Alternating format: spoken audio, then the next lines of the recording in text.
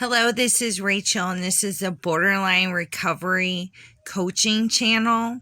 So, if you want to spend some time together or talk, I do offer sessions. You can just email me. So, anyway, I wanted to talk about the triggered daydream dilemma. And so, a lot of borderlines use daydreaming as a coping skill, and it started when you were a child because you had to clock out from whatever was going on. You need to separate yourself or find comfort because of the neglect by having daydreams. You might have had daydreams about playing or being a certain person. You could have even had negative daydreams where you were imagining and daydreaming about hurting somebody or getting revenge or something like that. This is a coping skill that started as a child. So as an adult, it's very distracting. And so usually daydreaming, not all the daydreaming, but I'm talking about the triggered daydreaming, is that you might hear a word, be reminded of something, or maybe there's something going on that triggers you, or you get into an emotion that triggers you, and you clock out. Even when the situation's not dangerous or a threat, you'll clock out and go into daydreaming mode. And what I mean is that, like, you could be at a lecture or watching a video, and a certain word triggers you or a certain topic to where you clock out and you didn't hear anything. You may have to rewind it. You may wish that you had made notes. You may now have to buy a video to watch it again or ask questions of somebody else or the person doing that lecture.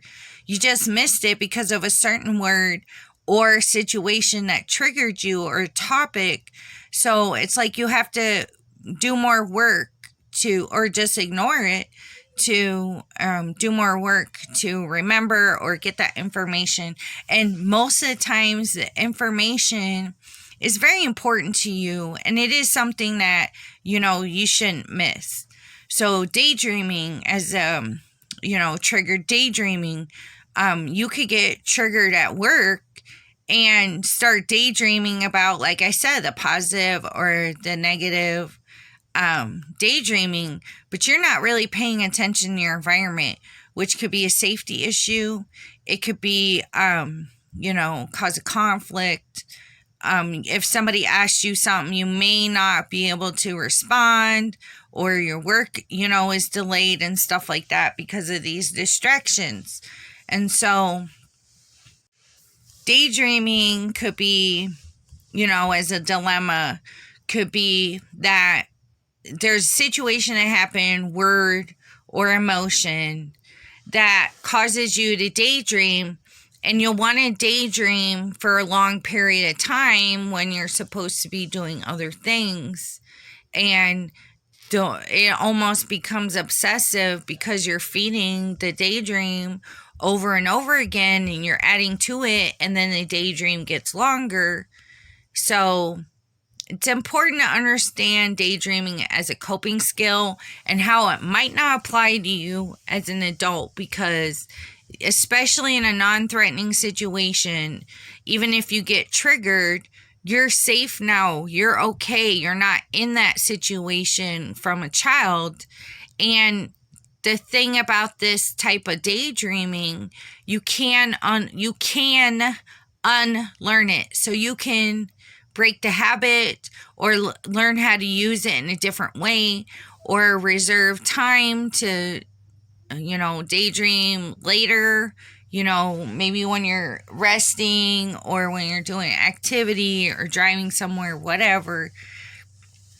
But you have to evaluate, how important is this daydreaming as a coping skill? Does it affect your life? Does it distract things? Does it cause you to be unmotivated because you're preoccupied by it?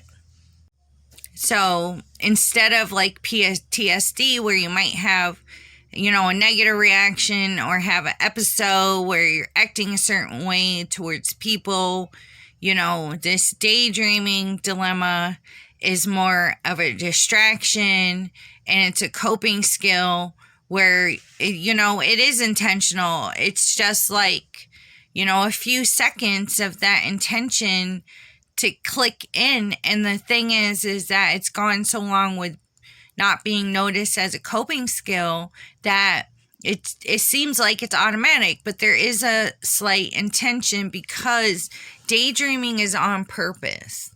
Always. It's not thoughts that just come out of the sky into your brain.